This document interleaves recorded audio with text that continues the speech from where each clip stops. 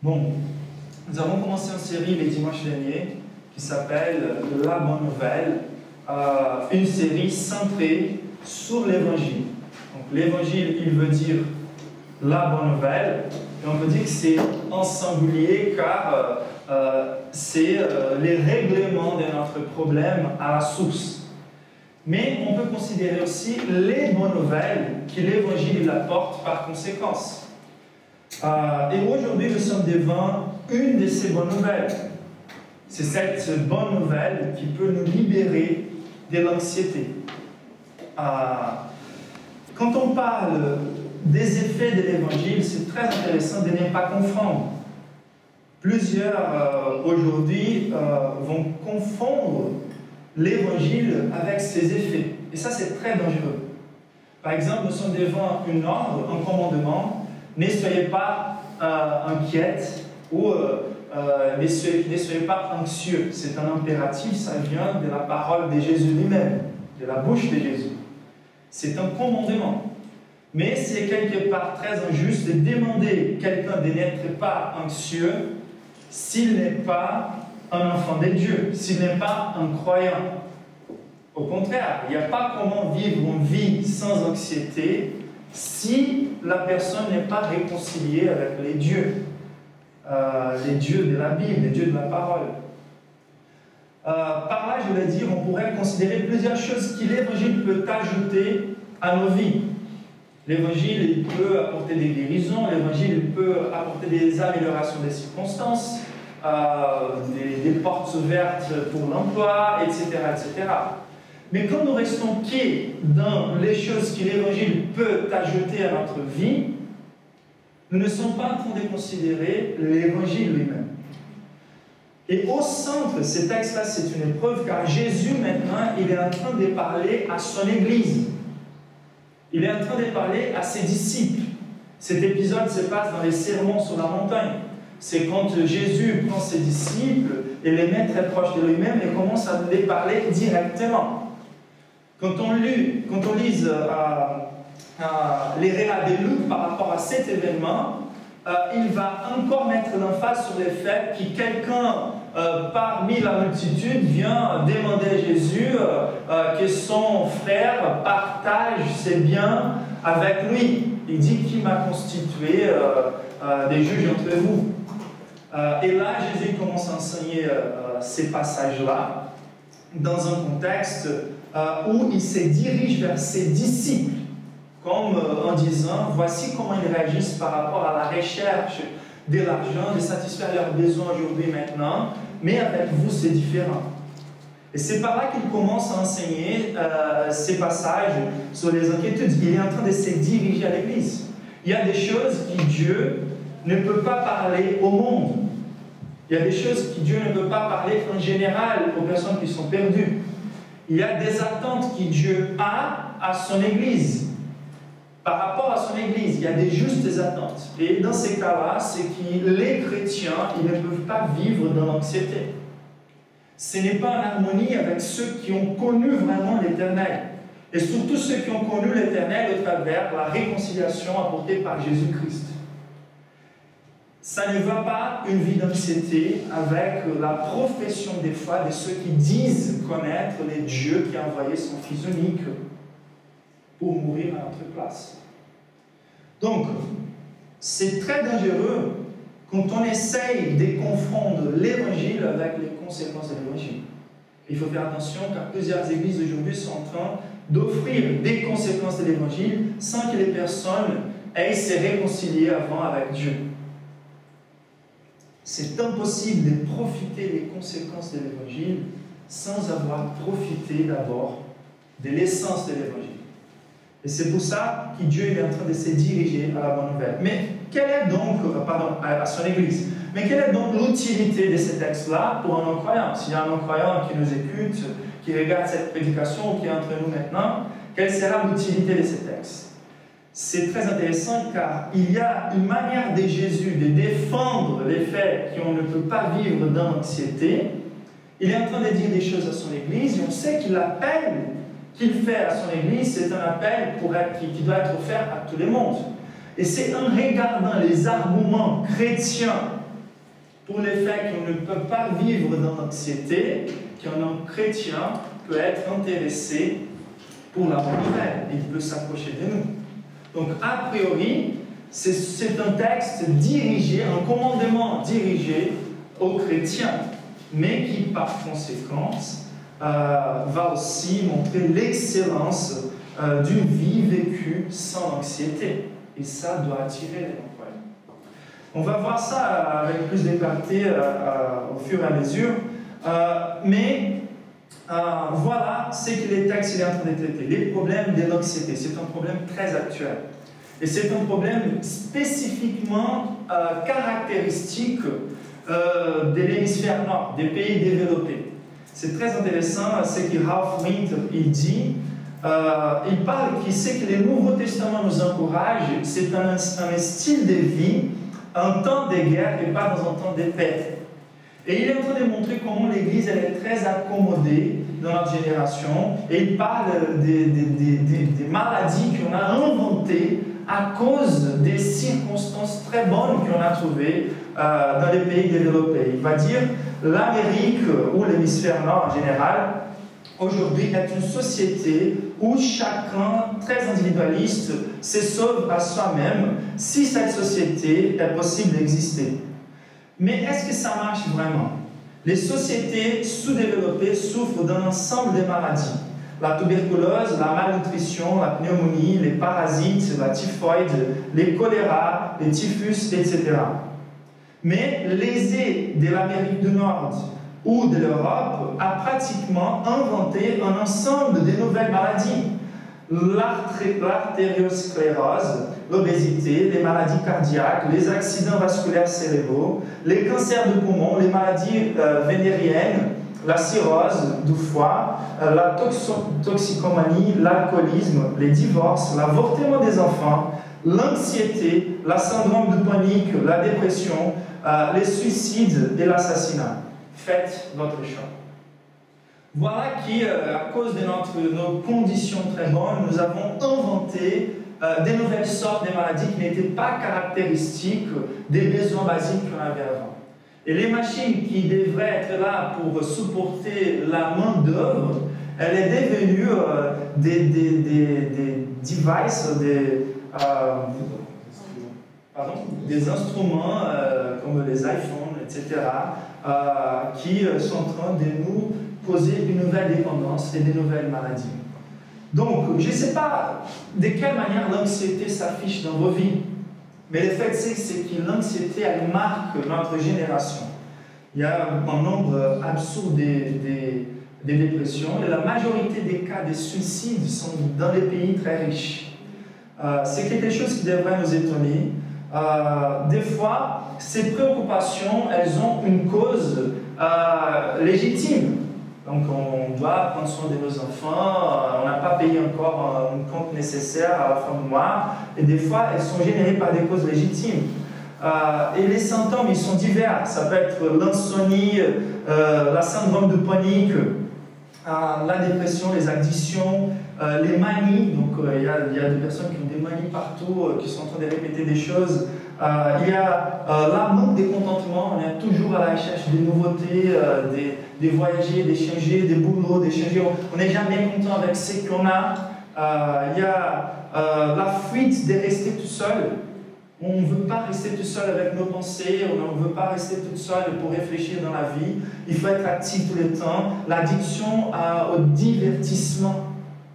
Avant, je me rappelle bien, on devrait attendre toute une semaine pour regarder la suite d'une série. Aujourd'hui, on commence à regarder à Netflix une série, on fait presque toute la série, toute la saison au moins, d'un seul coup. On rentre dans les Facebook, on ne s'arrête pas.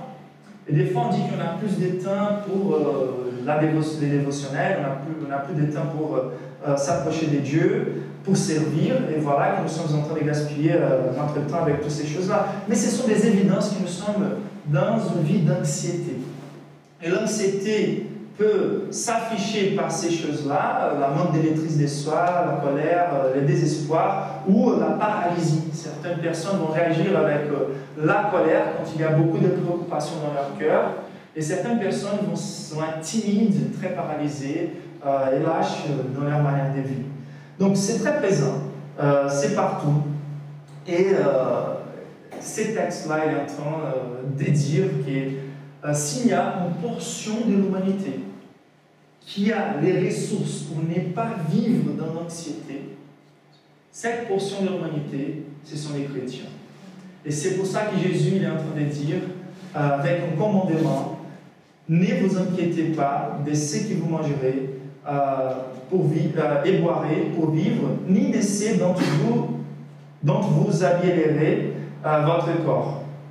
Donc, la vérité centrale de ces textes, c'est vraiment la vie des chrétiens ne peut pas être caractérisée par l'anxiété.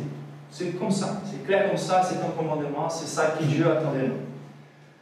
Et grâce à Dieu, la question qu'on va poser à ces textes, c'est quels sont les arguments de Christ lui-même pour nous convaincre que ses disciples peuvent suivre ses commandements? Ou, le simple, quelles sont les raisons par lesquelles les croyants trouvent la délivrance de l'anxiété? Ok? C'est un commandement, mais dans la Bible, heureusement, notre Dieu, il n'est jamais un Dieu qui exige de nous ce qu'on n'a pas la capacité de faire. Et quand il exige de nous ce qu'on n'a pas la capacité de faire, il envoie son Fils pour faire ce qu'on n'a pas la capacité de faire, pour qu'on puisse déposer notre foi en lui comme notre substitut. Mais une fois que nous sommes nés à nouveau, on a toutes les ressources pour suivre les commandements que Dieu nous donne.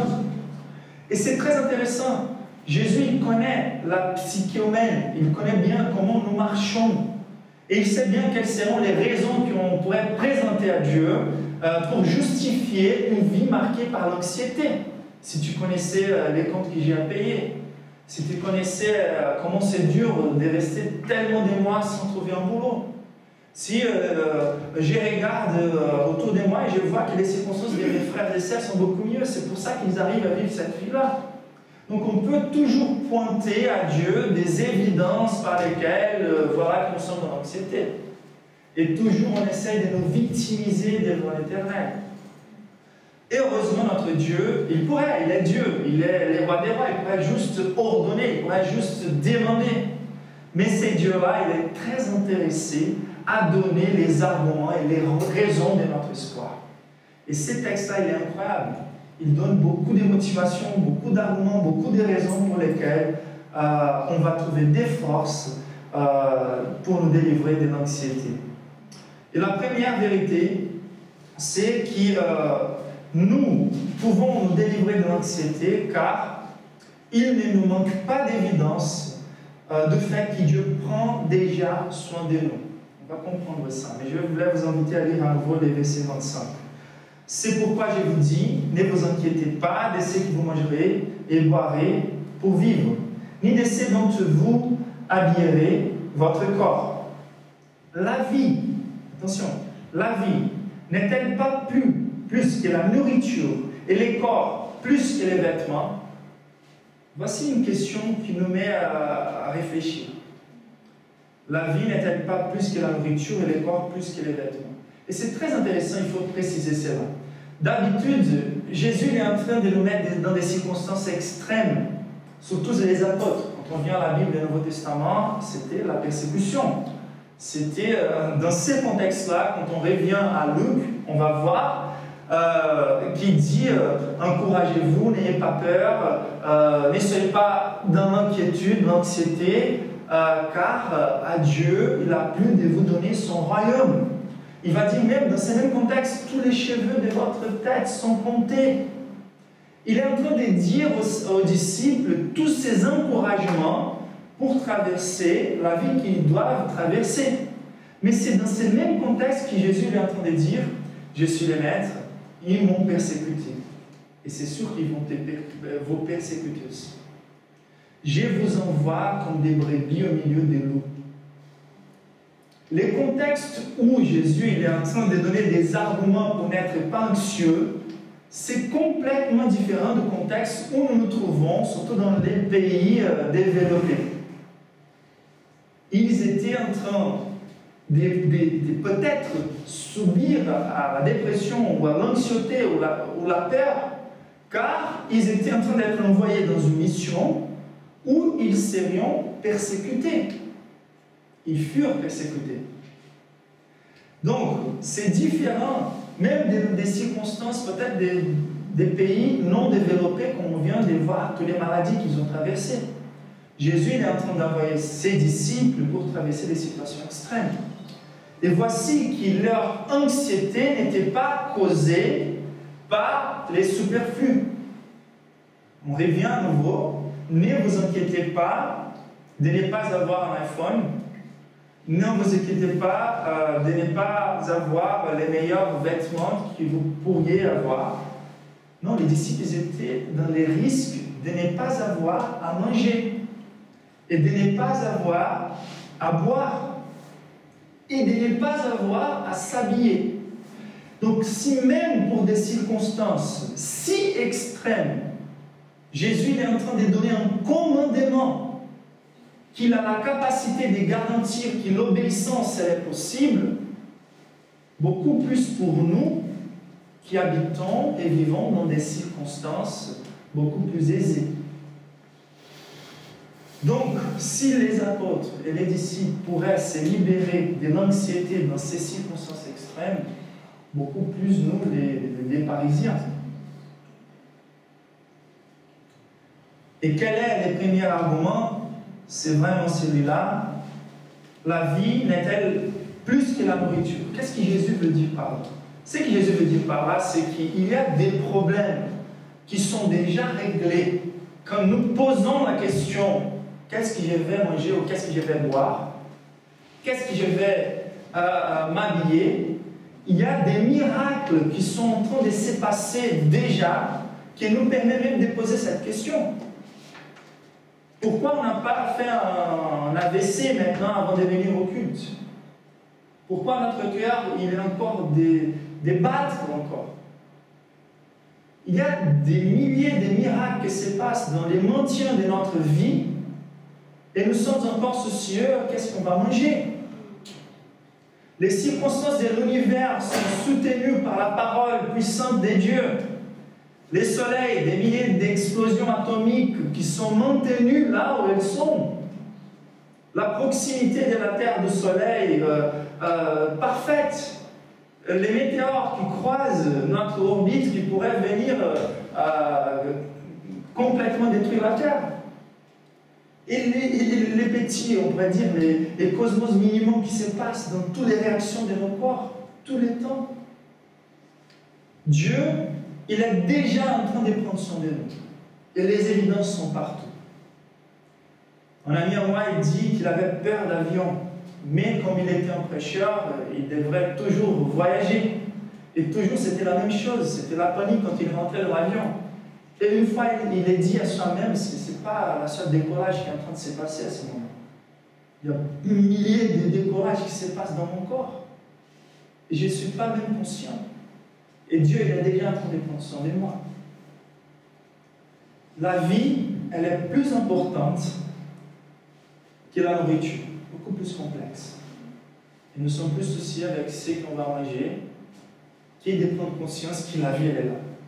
Il faut être émerveillé avec le fait que nous sommes en vie, nous sommes vivantes. Et il y a quelqu'un qui soutient cette vie. En lui, nous vivons, nous bougeons, nous existons. Et la nourriture, et les corps plus importants qui s'habillent. Donc, on est déjà quelque part revêtu d'un soin incroyable. Les raisonnements, c'est celui-là. On n'a pas demandé pour exister. Quelqu'un nous a porté à l'existence. Quelque part, Dieu est plus responsable pour notre soutien que nous-mêmes. Il faut arrêter de vouloir être Dieu. Et laisser et reconnaître que Dieu est en train de prendre soin de nous. Un autre ami, il raconte une autre histoire. Il y a tellement de personnes qui sont en train de se noyer dans des eaux qui ne sont pas profondes. Mon ami, il était en train de faire du surf et il y avait quelqu'un qui était en train de se noyer qui lui a demandé au secours, au secours. Et il a dit, mon ami, essaye de te mettre debout.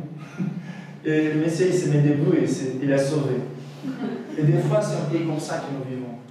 On est on est complètement noyé dans des choses. Des fois, nous, les pasteurs, c'est clair, hein, chaque problème, c'est un problème. Il faut toujours être très délicat dans la façon dont on va traiter. Mais des fois, on reçoit pour les conseils, on reçoit dans des entretiens quelqu'un qui vient raconter leurs problèmes. Et la chose qui passe dans la tête du pasteur, c'est juste, mon frère, si tu avais écouté, c'est qui la personne qui est venue juste avant toi m'a raconté, tu allais être en train de sauter des joies pour tes circonstances maintenant. Donc il faut qu'on fasse attention. Des fois, on est en train de mépriser complètement les évidences du fait que Dieu est en train de prendre soin de nous. Et nous sommes en train de nous énoyer dans des eaux pas du tout profondes. La deuxième vérité, c'est que Dieu, il est en train de prendre soin de nous. Il y a des évidences partout, de toute sa création quelque part. Mais plus qu'il prend soin de sa création, Dieu il est en train de prendre soin de son peuple comme un père. On va lire à nouveau les versets 26 à 32, un peu l'ensemble. Regardez les oiseaux du ciel, ils ne sèment et ne moissonnent pas, ils n'amassent rien dans les greniers, et votre Père céleste les nourrit. Donc ce n'est pas leur Père céleste, c'est votre Père céleste nourrit les oiseaux. Okay? Ne valez-vous beaucoup plus que qui de vous, par ses inquiétudes, peut ajouter un instant à la durée de sa vie? Et pourquoi vous inquiétez au sujet des vêtements? Étudiez comment poussent les plus belles fleurs des champs. Elles ne travaillent pas et ne tissent pas. Cependant, je vous dis que Salomon lui-même, dans toute sa gloire, n'a pas eu d'aussi belle tenue que l'un d'elles. Si Dieu habille ainsi les herbes des champs qui existent aujourd'hui et qui demain sera jeté au feu, ne les fera-t-il pas bien plus volontiers pour vous, gens de peu de foi? Ne vous inquiétez donc pas et ne dites pas que mangerons-nous, que boirons-nous, avec quoi nous habillerons-nous. En effet, tout cela, ce sont les membres des autres peuples, ou les païens, qui les cherchent. Or, votre Père céleste sait que vous en avez besoin. C'est incroyable. Il y a deux éléments là qui nous aident à comprendre la valeur que Dieu donne à ses enfants et le fait qu'il est notre Père céleste. Quelle est l'argumentation de Jésus? Il y a une insistance de la partie de Dieu de vouloir être traité comme un Père. Ça veut dire, l'attente de Dieu, c'est qu'on puisse lui traiter comme un Père. Et il est en train de montrer qui est ce Père. Ce Père-là, c'est un Père tout-puissant, qui pendant qu'ils sont là en train de participer de ce culte, des milliers des oiseaux sont en train de manger, Dieu est en train de donner à manger à des milliers des oiseaux à ces moments. Dieu, il est en train d'habiller plusieurs herbes des champs avec une gloire plus belle que Salomon. Moi, je suis allé hier visiter l'Assemblée Générale. C'était incroyable la beauté de Dieu. La journée des patrimoines cachés. On a essayé de profiter un peu. On est allé à l'Assemblée et on a vu la beauté, même pour les repas, la beauté dans les murs internes, dans tous les détails. Et Salomon, la Bible nous dit que Salomon, c'était le roi dans l'histoire qui a eu la plus grande richesse et la beauté des choses qui ont été créées dans son palais et autour. C'était beaucoup plus belle peut-être que même ce que la France a pu faire. Mais même là, Jésus est en train de dire, ni Salomon, dans toute sa gloire, a pu s'habiller comme elles sont habillées. Et Dieu nous appelle, il est en train de préparer un habit pour nous très élevé, très glorieux. Et c'est très intéressant, car c'est Dieu-là, qui est en train d'habiller parfaitement des herbes qui seront jetées dans le feu. Il est en train de prendre soin avec cette précision-là des choses qui ont une valeur beaucoup moins grande que la valeur qu'il nous a donnée. Et on se rappelle bien, la valeur que Dieu nous a donnée, ce n'est pas une valeur que nous possédions en nous-mêmes, mais c'était la valeur ajoutée à nos vies à cause de lui-même. Car d'entre toute la création, il a choisi de créer des êtres à son image. Et d'entre les êtres qui ont été créés à son image, il a choisi un peuple qu'il allait racheter et qu'il allait traiter comme ses enfants. Donc, pour nous faire sortir de l'anxiété, il faut qu'on se rappelle bien qu'il est Dieu tout-puissant, les dieux qui prend soin des animaux qui n'ont pas même des ressources pour réfléchir à comment ils vont accumuler leurs biens. Chaque jour, ils reçoivent des dieux leur portion. Et Dieu les habille parfaitement. Donc, si on regarde l'Ancien Testament, on va voir que Dieu a plusieurs noms. Jéhovah Sabaoth, les rois des guerres, les dieux des guerres, Jéhovah Jireh, les dieux de la provision, Jéhovah Rapha, Jéhovah, celui qui guérit, Elohim, les tout-puissants, Adonai aussi, les tout-puissants. Donc il y a cette notion des dieux comme les tout-puissants, les saints, les très élevés, ça veut dire plusieurs noms pour essayer de mettre en phase des vertus différentes des dieux. Et les noms de quelqu'un, dans la culture hébraïque, ça voulait dire vraiment son caractère. Mais dans les Nouveaux Testaments, il y a une insistance incroyable des dieux de vouloir être appelé Père. Et ça part de Jésus lui-même qui dit « Votre Père Céleste ». La valeur d'un croyant, c'est la valeur qu'il a voulu ajouter à nous tant que ses enfants. Un Dieu Père ne peut pas traiter un enfant comme s'il avait peu de valeur. Et il est insistant en vouloir être appelé Père. Moi, je suis le type de pasteur qui n'aime pas beaucoup les titres qui viennent d'habitude avec les pasteurs. Les évêques, les révérends, je ne sais pas, aujourd'hui il y a même ceux qui vont dire des apôtres, etc. Comme s'ils voulaient ajouter par les titres l'autorité, le respect. Moi, j'aime les termes pasteur. Car les termes pasteur, il a ses côtés plus chaleureux. Okay? C'est les pasteurs qui sont au brebis, qui doivent être proches, qui sont en relation. Donc moi, je ne suis pas contre le terme pasteur. Mais même là, je préfère que les personnes m'appellent David. Mais il y a ça c'est une notion même que mon pasteur disait très souvent, et je suis complètement d'accord avec lui. Il y a aujourd'hui 2 personnes qui je ne permets pas qui m'appellent David par mon nom. Ce sont mes enfants. C'est Béa et Katharina. Et j'aime quand elles me disent Père, Papa. Et c'est la même chose pour Dieu. Et je ne peux pas, je vais me sentir très très déshonoré si elle me regarde avec peur.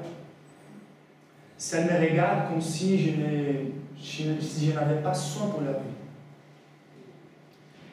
L'anxiété déshonore à Dieu. Car il est notre Père Céleste, il est tout puissant et il veut nous traiter comme son Père Céleste.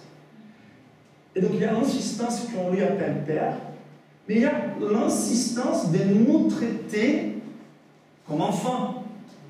Pour nous faire sortir de l'anxiété, par exemple, il n'a pas épargné d'efforts. Ce texte, il est là, enregistré dans la Bible. Ça ne vient pas de moi, ces arguments, ce sont des arguments de Jésus lui-même. Donc Dieu a voulu que ça soit enregistré, en manière de guérir définitivement, du milieu de son peuple, l'anxiété. Il envoie son Fils, Jésus. Comment mesurer notre valeur? On est vraiment des enfants. Car Dieu n'a pas épargné notre grand frère pour pouvoir nous sauver, pour pouvoir acheter la famille. Donc, c'est un Jésus qui je ne peux pas avoir aucun doute de l'amour de Dieu pour moi tant que son enfant. Le Tout-Puissant a donné son Fils unique pour me faire son enfant. Je ne peux jamais mépriser cette démonstration d'amour, cette épreuve majeure de fait qu'il a voulu me traiter comme un enfant.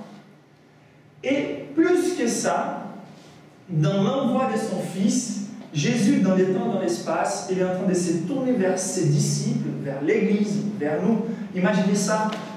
les soins de Dieu vers nous passent par le fait que dans les temps et dans l'espace, Jésus a pris les temps pour nous enseigner contre l'anxiété et nous donner des arguments.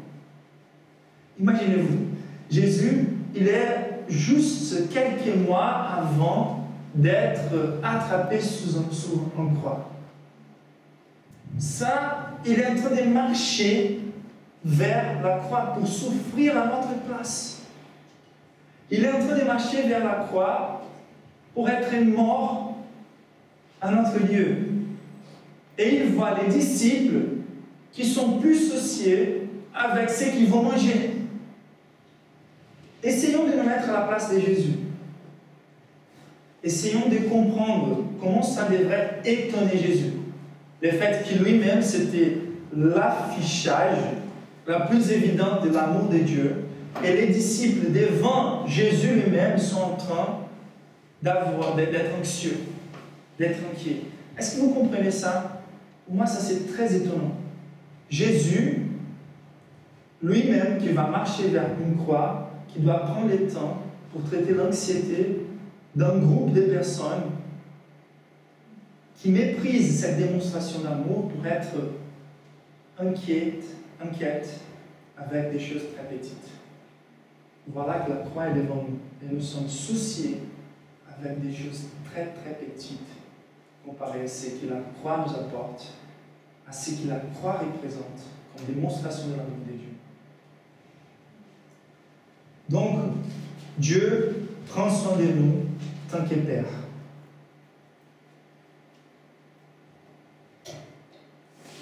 Quel est le lieu où tu cherches à mesurer ta valeur? Quelle est la cause de l'anxiété dans ton cœur? Qu'est-ce qui te rend inquiet dans la vie?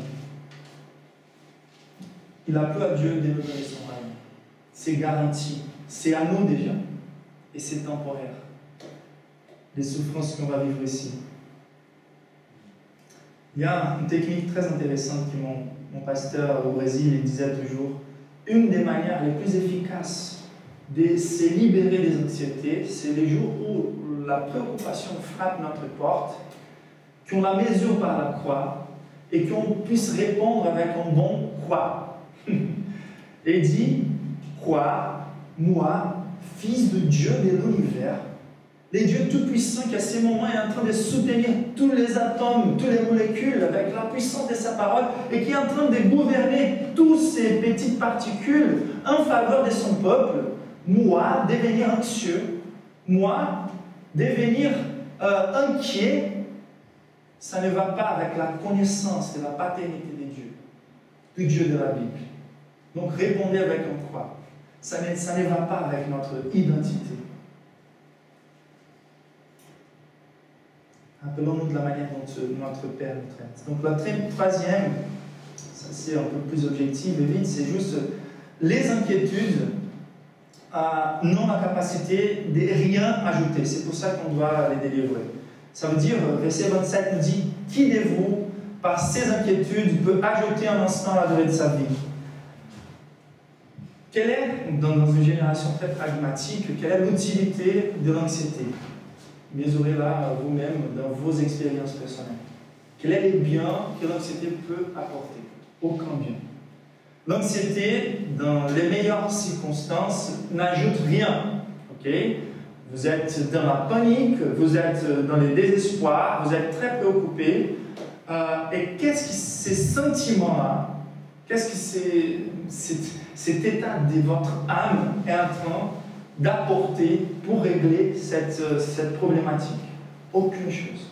On ne peut pas ajouter à la mesure de notre vie aucune chose par l'anxiété. Qui de vous, par si anxieux ou par ces inquiétudes, peut ajouter un instant à la vie? Donc, pragmatiquement, c'est clair qu'il n'y a aucune utilité pour l'anxiété. Plus que ça, dans ces pires circonstances, elle gêne beaucoup notre performance. Combien d'entretiens d'emploi sont gâchés à cause de l'anxiété, des vestibulaires, des tests qu'on va faire, nos études, toutes ces choses-là sont gâchées, complètement gâchées. Notre performance, elle tombe. Moi qui étais en souffert professionnel avant, je me rappelle bien, plusieurs fois, j'ai perdu la compétition même avant de rentrer, car j'étais anxieux. L'anxiété n'a aucun bien apporté, elle a piégé la performance. Et donc, ce n'est pas intelligent de se laisser gouverner par l'anxiété. Bon. Et le quatrième motif pour lequel on doit nous libérer de l'anxiété, c'est car l'anxiété est un signe de la manque de connaissance de Dieu ou un mépris de son caractère. Donc là, nous revenons au verset 30 quand Dieu dit « Si Dieu habille ainsi l'herbe des champs qui existe aujourd'hui et demain sera jeté au feu, ne les fera-t-il pas bien plus volontiers pour vous, gens de peu de foi ?» Voilà, peu de foi. Ne vous inquiétez donc pas et ne dites pas « Qui mangerons-nous? Qui boirons-nous? Avec quoi nous habillerons-nous » En effet, tout cela, ce sont les païens qui les cherchent. Or, votre Père Céleste sait que vous en avez besoin. C'est un mépris du caractère de Dieu quand les croyants rentrent dans l'anxiété. C'est un mépris de la croix. C'est comme si on regardait Jésus sous la croix et on faisait semblant que cela n'a pas eu de place dans l'histoire. Et dans l'histoire de notre vie surtout. Si d'un côté, un croyant ne peut pas être gouverné par l'anxiété, de l'autre côté, c'est impossible à un non-croyant de ne pas être gouverné par l'anxiété. Il n'y a que deux choses qui peuvent justifier une vie sans anxiété. Soit la bonne nouvelle de l'Évangile, la réconciliation avec Dieu, soit la folie. Ceux qui vivent une vie comme s'ils n'allaient pas mourir, qui méprisent la fragilité de la vie dans ce monde, qui ne vivent pas préoccupés tous les temps, ce sont des personnes qui veulent devenir aveugles par rapport aux évidences. Il n'y a pas une chose qui soit plus fragile que la vie humaine.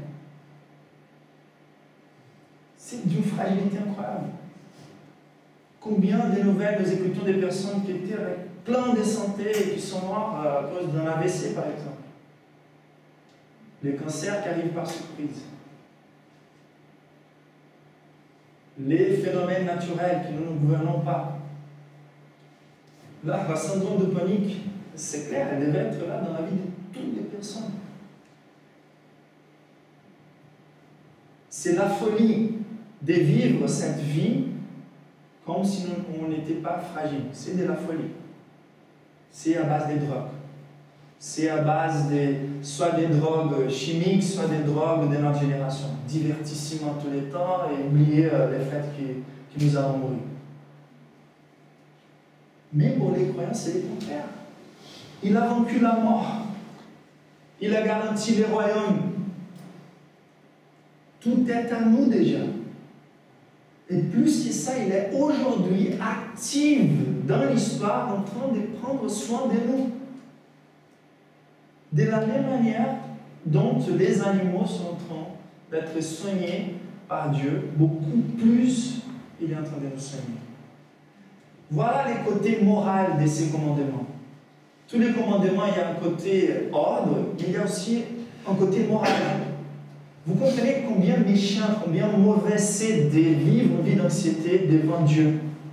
Il est un père qui a le plaisir que ses enfants vivent une vie de sûreté, d'assurance, de confiance en lui et en son caractère, dans sa puissance, dans ses bonnes intentions et dans son temps parfait.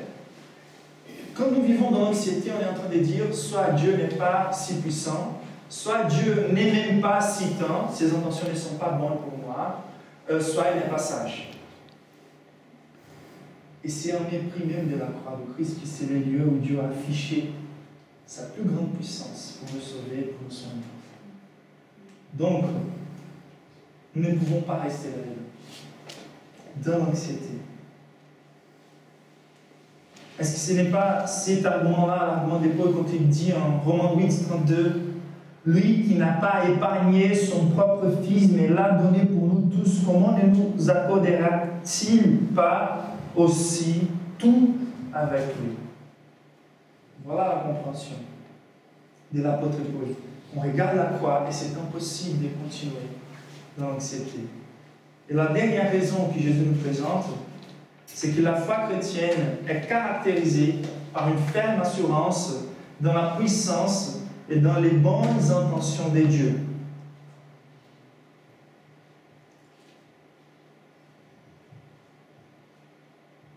De vivre une vie marquée par l'anxiété, c'est d'effacer notre identité. Là, on rentre dans un côté plus l'utilité d'un croyant dans les mains de Dieu.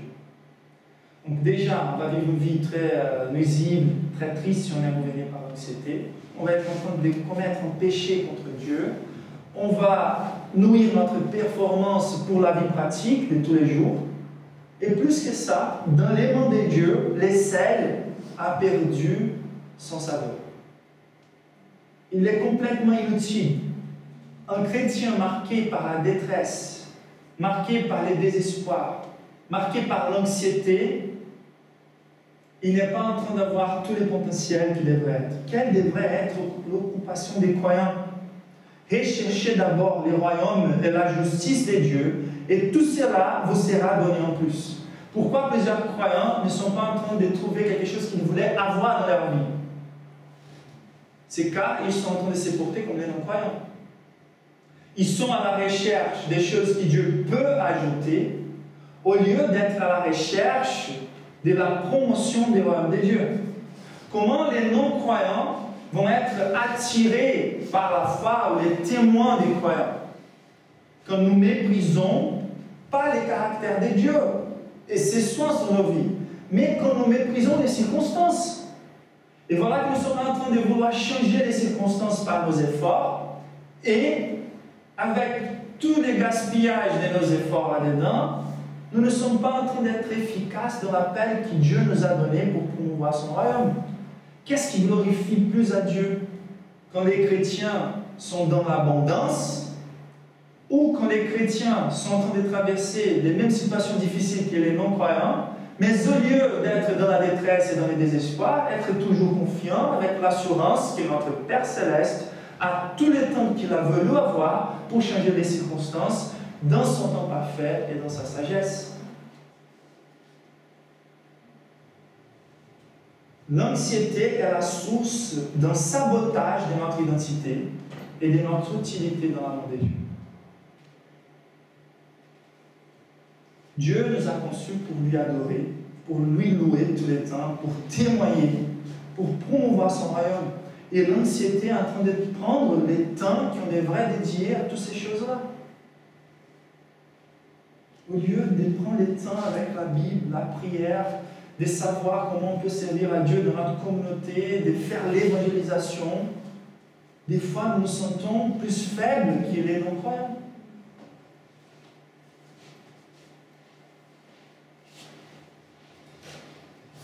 Notre identité s'affiche avec plus de clarté pour le monde quand nous cherchons d'abord le royaume de Dieu et nous sommes capables de mépriser les circonstances.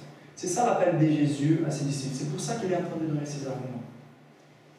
Et pourquoi, le verset 34, ne vous inquiétez donc pas du lendemain, car le lendemain prendra soin de lui-même. À chaque jour suffit sa peine. Une vie marquée par la conviction du fait que Dieu est notre Père, c'est une vie qui cherche sa gloire tous les temps. C'est une vie qui est engagée avec la promotion de son royaume. C'est une vie qui, même quand nous sommes dans des moments de souffrance, nous n'oublions jamais qu'il peut changer les circonstances. Il veut changer les circonstances.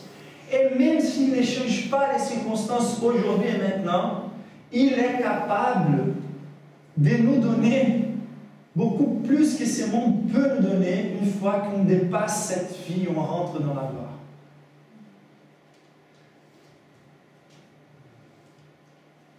Un ami à moi, il a dit, jamais une opportunité comme celle-là. Jamais. Quand on rentre dans la gloire, tout est parfait. L'opportunité de pouvoir glorifier à Dieu dans des circonstances difficiles, c'est celle-ci. Les circonstances difficiles nous aident à montrer la gloire de Dieu à un monde chuté. Si on rate cette opportunité, on peut passer la gloire en se demandant, je savais que j'aurais à avoir toute cette gloire pour toujours. Et pourquoi j'ai raté cette opportunité de glorifier à Dieu dans toutes les circonstances? Il peut changer les circonstances. Il veut changer les circonstances, mais même s'il ne change pas, nous ne pouvons pas souffrir à l'avance. Au contraire, nous devons avoir l'espoir toujours. Des fois, la compte va venir à la fin du mois et on est déjà plongé dans l'anxiété. Jusqu'à la fin du mois, Dieu a ce temps-là pour apporter la provision. Les lendemains apportera ses soins. Faisons confiance à ce Dieu-là qui est insistant